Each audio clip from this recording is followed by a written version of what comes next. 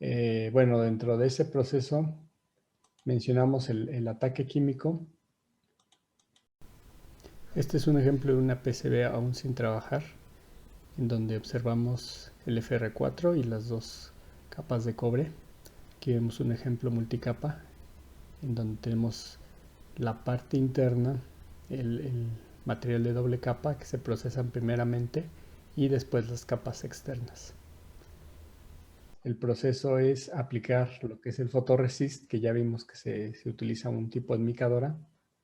Después es la impresión en un acetato o en un fotolito, las pistas de cobre, dependiendo el tipo de fotoresist que se utilice, puede ser la impresión en positivo o impresión en negativo, como el que vemos aquí.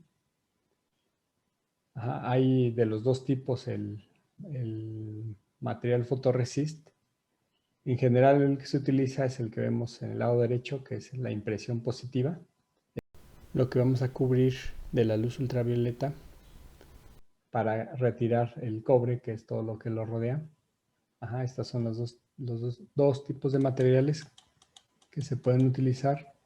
Y en el caso del positivo, les decía, aquí vemos como por ejemplo, en donde da la luz al fotorresist es donde se va a activar, y donde no le da la luz se va a quedar sin activar al sumergir esta placa en donde se activó. Lo que se va a retirar es aquel material que no le dio la luz. Ajá, y a través de eh, líquido que les decía que es a base de carbonato de sodio y agua, se va a retirar, quedando expuesto el cobre, para después sumergirlo en cloruro férrico, para quedar finalmente de esta manera, ya sin el material del cobre.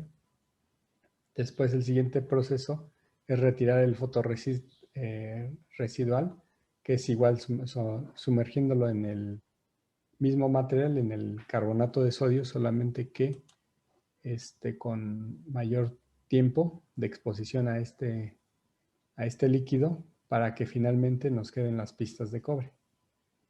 Hay equipos en la industria que se ocupan para verificar a través de procesamiento de imágenes que si son las imágenes correctas, ajá, indicando, bueno, cuáles son las pistas de cobre, y hacen una inspección visual para validar estas tarjetas.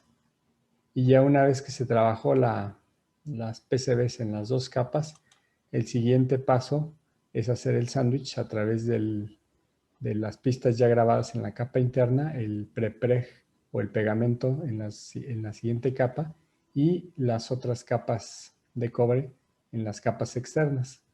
Lo que se realiza es una compresión a través de temperatura y presión, y finalmente, ya una vez que se pegaron las tarjetas, nuestras tarjetas de cobre, ajá, en donde ya se procesaron las capas internas, el siguiente paso pues es hacer las perforaciones. Aquí vemos una perforación en donde podemos ver cómo queda el cobre, ajá, al descubierto en esas perforaciones. Y el siguiente paso tendría que ser es la metalización, para que esa metalización haga la conexión de esas partes expuestas, para que el siguiente proceso para el caso multicapa es aplicar otra vez nuevamente el fotoresist para procesar las capas externas. Así como se trabajaron en la parte interna, se realiza el mismo proceso.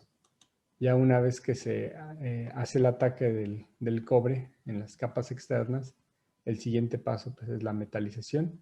Perdón, es la aplicación de la máscara antisoldante, para tener finalmente este tipo de acabados, esas capas internas.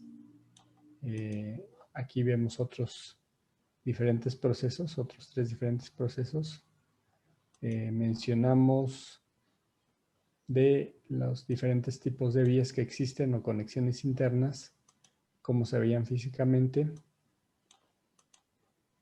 cómo podían quedar algunos componentes en la misma PCB